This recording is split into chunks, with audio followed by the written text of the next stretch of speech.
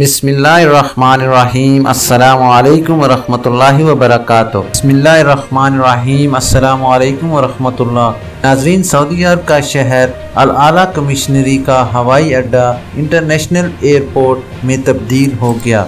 الاعلیٰ کمشنری کے ایئرپورٹ کو بین الاقوامی ہوائی اڈے کا درجہ دے دیا گیا ہے۔ الاعلیٰ رائل کمیشن کی جانب سے بتایا گیا ہے کہ ہوائی اڈے کی توسیع منصوبے مکمل ہونے کے بعد سول ایویشن نے بین الاقوامی ہوائی اڈے کا درجہ دینے کی منظوری کر دی ہے۔ ناظرین، سعودی خبر رساں ایجنسی SPA کے مطابق الاعلیٰ کمشنری کا ہوائی اڈے کو بین الاقوامی ایئرپورٹ قرار دیے جانے کے بعد اس کا شمار مملکت کے 5ویں بڑے ہوائی اڈوں میں کیا جائے گا۔ الاعلیٰ ایئرپورٹ میں بین الاقوامی پروازوں کی آمد و رفت کی تمام تیاریاں مکمل کر لی گئی ہیں۔ ہوائی اڈے کی توسیع کے بعد اس کا مجموعی رقبہ 2.4 ملین مربع میٹر ہو گیا ہے۔ الاعلیٰ رائل کمیشن کا کہنا ہے کہ موجودہ ہوائی اڈے پر یومیاً 15 کمرشل پروازوں کی گنجائش ہے، جس میں 3 گنا زیادہ اضافہ کیا جا سکتا ہے، جس کے بعد اس ہوائی اڈے پر سالانہ 4 لاکھ مسافروں کی آمد و رفت ہو سکے گی۔ ناظرین، ہوائی اڈے پر اس وقت جہازوں کی پارکنگ اور ان کی اصلاح و مرمت کے لیے 49,000 مربع میٹر رقبے پر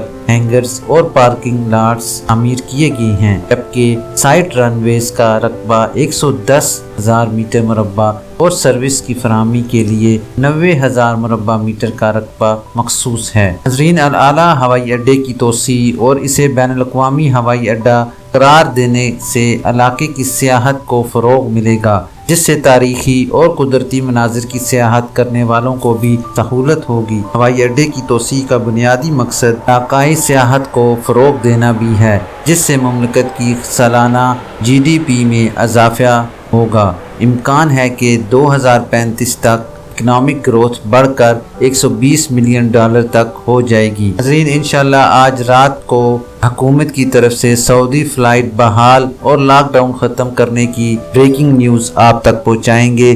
ہمارے چینل کے ساتھ جڑے رہیے۔ شکریہ۔ ناظرین، یہ تھی ابھی تک کے لیے خاص خبر۔